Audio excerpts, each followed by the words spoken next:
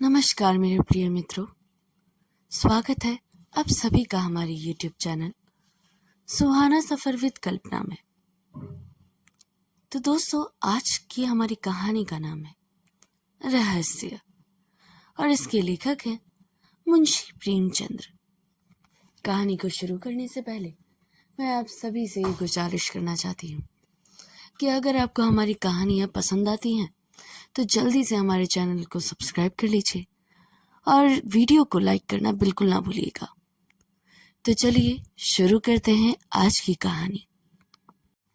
विमल प्रकाश ने सेवाश्रम के द्वार पर पहुंचकर जेब से रुमाल निकाला और बालों पर पड़ी हुई गर्द साफ की और फिर उसी रुमाल से जूतों की गर्द भी झाड़ी और अंदर दाखिल हुआ।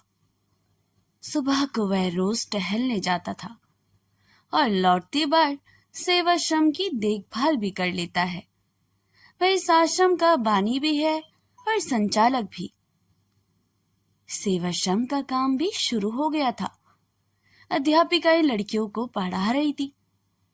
माली फूलों की क्यारियों में पानी दे रहा था और एक दर्जे की लड़कियां हरी हरी घास पर दौड़ लगा रही थी। विमल को लड़कियों की सेहत का बड़ा ख्याल है। विमल एक क्षण भी वहीं खड़ा प्रसन्न मन से लड़कियों की बाल क्रीड़ा देखता रहा और फिर आकर दफ्तर में बैठ गया। क्लर्क ने कल की आई हुई डाक उसके सामने रख दी। विमल ने सारे पत्र एक एक करके खोले और सरसरी तौर पर पढ़कर रख दिए। उसके मुख पर चिंता और निराशा की धूमिल रंग दौड़ गया। उसने धन के लिए समाचार पत्रों में जो अपील निकाली थी उसका कोई असर नहीं हुआ। कैसे ये संस्था चलेगी? लोग क्या इतने अनुदार हैं? वह तन मन से इस काम में लगा हुआ है। उसके पास जो कुछ भी था वह सब उसने इस आश्रम को भेंट कर दी। अब लोग उससे और क्या चाहते हैं? क्या अब भी वह उनके दया और विश्वास के योग्य नहीं है? वह इसी चिंता में डूबा हुआ उठा और घर पर आकर सोचने लगा, यह संकट कैसे टाले? अभी साल का आधा भी नहीं गुजरा और आश्रम पर 12,000 का कर्ज हो गया था। साल पूरा पूरा होते वह 20,000 तक पहुंचेगा। अगर वह लड़कियों की फीस 1-1 रुपया बढ़ा दे तो 500 रुपये की आमदनी बढ़ सकती है। हॉस्टल की फीस 2-2 रुपये बढ़ा दे तो 500 रुपये और आ सकते हैं। इस तरह वह आश्रम की आमदनी में 12,000 सालाना की बढ़ती कर सकता है। लेकिन फिर उसका वह आदर्श कहाँ रहेगा कि गरीबों की लड़कियों को नाम मात्र फीस लेकर ऊंची शिक्षा दी जाए। काश उसे एक ऐसी अध्यापिकाओं की काफी तादाद मिल जाती जो केवल गुजारे पर काम करती। क्या इतने बड़े देश में ऐसी 10-20 पढ़ी लिखी देवियां भी नहीं है? उसने कई बार अखबारों में यह जरूरत छपवाई थी, मगर आज तक किसी ने जवाब ना दिया। अब फीस बढ़ाने के सिवा उसके लिए कौन सा रास्ता है? इसी वक्त उसके द्वार के सामने एक तांगा आकर रुका और एक महिला उतरकर बरामदे में आई। विमल ने कमरे से बाहर निकलकर उनका स्वागत किया और उन्हें अंदर ले जाकर एक कुर्सी पर बैठा दिया। देवी जी रूपवती तो न थी, पर उनके मुख पर शिष्टता और कुलीनता की आभा जरूर थी। औसत कद, कोमल गात, चंपई रंग, प्रसन्न मुख, खूब बनी सवरी हुई, मगर उस बनाव सवार में ही जैसे अभाव की झलक थी। विमल के लिए यह कोई नई बात न थी। जब से उसे सेवाश्रम खोला था भले घरों की देवियां अक्सर उससे मिलने आ जाती रहती थी। देवी जी ने कुर्सी पर बैठते हुए कहा, पहले अपना नाम बता दूं? मुझे मंजुला कहते हैं। मैंने कुछ दिन हुए लीडर में आपकी नोटिस देखी थी और इसी प्रयोजन से आपकी सेवा में आई हूँ। यूं तो आपसे मिलने का शौक बहुत दिनों से था, पर कोई अक्सर निकाल ना पाती थी और बस आकर अपना कीमती समय नष्ट ना करना चाहती थी। आपने जिस त्याग और तन्मयता से नारियों की सेवा की है, उसके आपके प्रति मेरे मन में इतनी श्रद्धा पैदा शुरू कर दी है कि मैं उसे प्रकट करूं तो शायद आप खुशामद समझे। मेरे मन में भी इसी तरह की सेवा की इच्छा बहुत दिनों से है, पर जितना सोचती हूँ उतना कर नहीं सकती। आपके प्रोत्साहन से संभव है मैं कुछ भी कर सकूं। विमल मौन सेवकों में से था। अपनी प्रशंसा उसके लिए सबसे कठिन परीक्षा थी। उसकी ठीक वही दशा हो जाती है जैसे कोई पानी में डुबकियां खा रहा हो। वह खुद किसी के मुंह पर उसकी तारीफ न करता था, इसलिए तारीफ के भूखे उसे तंग दिल समझते थे। वह पीठ के पीछे तारीफ करता था, हाँ बुराइयां वह मुंह पर करता था और दूसरों से भी यही आशा रखता था। उसने अपना उखड़ा हुआ पांव जमाते हुए कहा, यह तो बहुत अच्छी बात है, आप शौक से आए। सेवाश्रम की दशा तो आपको मालूम होगी। मैं इस इरादे से यहाँ नहीं आई हूँ, यह मैं पहले ही समझ गया था। मेरी यह आशा ना थी, यूं ही कह दिया। अच्छा, आपका मकान यही है?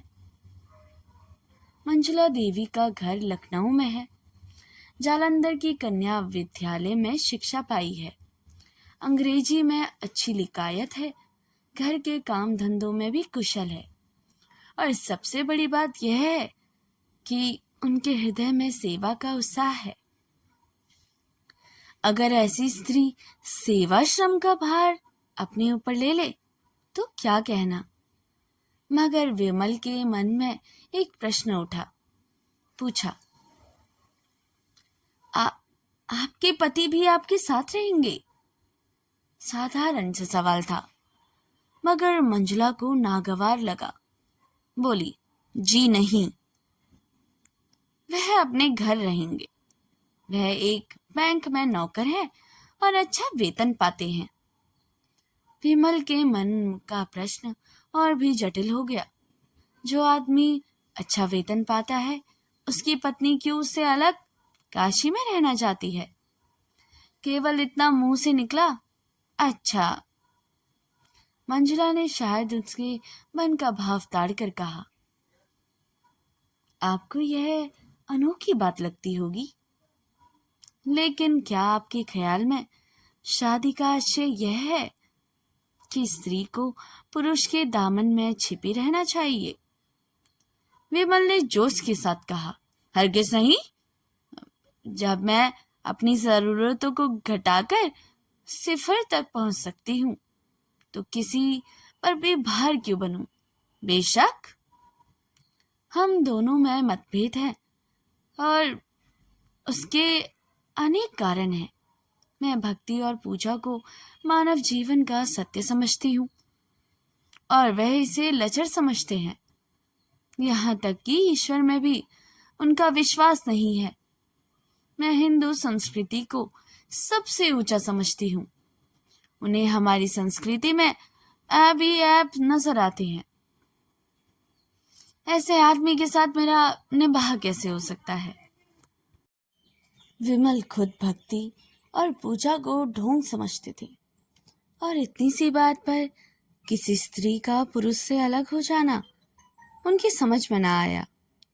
उन्हें ऐसी कई मिसालें याद थी जहां स्त्रियों ने पति के विधर्मी हो जाने पर भी अपने व्रत का पालन किया। इस समस्या का व्यवहारिक अंग ही उनके सामने था, पूछा, उन्हें कोई आपत्ति तो ना होगी?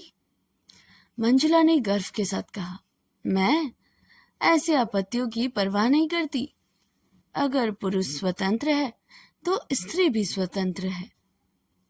फिर उसने नर्म होकर करुण स्वर में कहा, यूं कहिए कि हम और वह 3 साल से अलग हैं, रहते हैं एक ही मकान में, लेकिन बोलते नहीं। जब कभी वह बीमार पड़ते हैं, मैंने उनकी तीमारदारी की है। उन पर कोई संकट आया है तो मैंने उनसे सच्ची सहानुभूति की है। लेकिन मैं मर भी जाऊं तो उन्हें दुख ना होगा। वह खुश ही होंगी कि गला छूट गया। वह मेरा पालन पोषण करते हैं, इसलिए उनका गला भरा आया था। एक क्षण तक वह चुपचाप जमीन की ओर ताक रही थी। फिर उसे भय हुआ कि कहीं विमल उसे हल्का और ओछी न समझ रहा हो, जो अपने जीवन के गुप्त रहस्यों का ढंढेरा पीटती रहती है। इस भ्रम को विमल के मन से निकालना जरूरी था। उसने उन्हें यकीन दिलाया कि आज तक किसी ने उसके मुंह से ये शब्द नहीं सुने। यहाँ तक कि उसने अपने मन की व्यथा कभी अपनी माता से भी नहीं की। विमल वह पहले व्यक्ति हैं जिसने उनसे ये बातें कहने को साहस किया है, और इसका कारण यही है कि वह जानती है कि उनके दिल में दर्द है और एक स्त्री की विवशता का अंदाजा कर ही सकते हैं। विमल ने लाजते हुए कहा, यह आपकी कृपा है जो मेरे बारे में ऐसा ख्याल करती हैं। और उनके मन में मंजुला के प्रति श्रद्धा उत्पन्न हुई। बहुत दिनों के बाद उसे एक देवी नजर आई जो सिद्धांत के लिए इतना साहस करती है। वह खुद मन ही मन समाज से विद्रोह करता रहता था। सेवा श्रम भी उसके मानसिक विद्रोह का ही फल था। ऐसी स्त्री के हाथों में वह सेवा श्रम बड़ी खुशी से सौंप देगा। मंजुला इसके लिए तैयार होकर आई थी। मंजुला के जीवन में आत्मदान की मात्रा ही ज्यादा थी। देह को वह इस भावना की पूर्ति का साधन मात्र समझती थी। दुनिया की बड़ी से बड़ी विभूति भी उसे शांत न दे सकती थी। मिस्टर मेहरा से उसे केवल इसलिए अरुचि थी कि वह भी साधारण प्राणियों की भांति भोग विलास के प्रेमी थे। जीवन उनके लिए इच्छाओं में बहने का नाम था। स्वार्थ की सिद्धि में नीति या धर्म की बाधा उनके लिए असहाय थी। अगर उनमें कुछ उदारता होती और मंजुला से मतभेद होने पर भी वह उसकी भावनाओं का आदर करते और कम से कम मुख से ही उसमें सहयोग करते, तो मंजुला का जीवन सुखी होता। पर उस भले आदमी को पत्नी से जरा भी सहानुभूति नहीं थी और वह हर एक अवसर पर उसके मार्ग में आकर खड़े हो जाते थे और मंजुला मन ही मन सिमट कर रह जाती। यहाँ तक कि उसकी भावनाएं विकास का मार्ग ना पाकर टेढ़े मेढ़े रास्ते पर जाने लगी। अगर वह इस अभाव को कला का रूप दे सकती तो उसकी आत्मा को उसमें शांति मिलती। जीवन में जो कुछ ना मिला उसे कला में पाकर वह प्रसन्न होती, मगर उसमें वह प्रतिभा, वह रचना शक्ति ना थी और उसकी आत्मा पिंजरे में बंद पक्षी की भांति हमेशा बेचैन रहती। उसका अहम भाव इतना प्रचन्न हो गया था कि वह जीवन से विरुक्त होकर बैठ सकती थी। वह अपने व्यक्तित्व को स्वतंत्र और पृथक रखना चाहती थी। उसे इसमें गर्व और उल्लास होता था कि वह कुछ भी है। वह केवल किसी वृक्ष पर फैलने वाली और उसके सहारे जीने वाली बेल नहीं है। उसकी अपनी अलग हस्ती है, अपना अलग कार्य क्षेत्र है। लेकिन यथार्थताओं कि इस संसार में आकर उसे मालूम हुआ कि आत्मदान का जो आशय उसने समझ रखा था वह सरासर गलत है। सेवाश्रम में ऐसे लोग अक्सर आते रहते हैं जिनसे थोड़ी सी खुशामद करके बहुत कुछ सहायता ली जा सकती थी, लेकिन मंजुला का आत्माभिमान खुशामद कर किसी तरह राजी ना होता। उसके यशगान से भरे हुए अभिनंदन पत्र पढ़ना, उनके भवनों पर जाकर उन्हें सेवाश्रम के मुआयने का नेफ्ता देना या रेलवे स्टेशन पर जाकर उनका स्वागत करना, ये ऐसे काम थे जिनसे उसे हर दिन घृणा होती थी। लेकिन सेवाश्रम के संचालन का भार भी उस पर था और उसे अपने मन को दबाकर और कर्तव्य का आदर्श सामने रखकर यह सारी नाजरदारियां करनी पड़ती थी। यद्यपि वह इन विद्रोही भावों का मकसद भर छिपाती थी, पर जिस काम में मन न लगता हो वहां उल्लास और उत्साह कहाँ से आए। जिन समझौतों से घबराकर वह भागी थी वह यहाँ और भी विकृत रूप में उसका पीछा कर रहे थे। उसके मन में कटुता आती जाती थी और एकाग्र सेवा की धुन मिटती जाती थी। तो दोस्तों, यह स्टोरी यहीं पर मैं समाप्त करती हूँ। इसका अगला भाग मैं आपके साथ कल पेशकश करूँगी। अगर आपको हमारी वीडियो पसंद आती हो और हमारा चैनल को जल्दी से सब्सक्राइब कर लीजिए और वीडियो को लाइक करना बिल्कुल ना भूलिएगा। दोस्तों, आपके एक लाइक से किसी की जिंदगी, किसी का भविष्य बदल सकता है। कृपया करके आप हमारे चैनल को लाइक, सब्सक्राइब करना बिल्कुल ना भूलिएगा। मिलते हैं इसके अगले भाग में। तब तक के लिए नमस्कार। अपना ध्यान रखिएगा।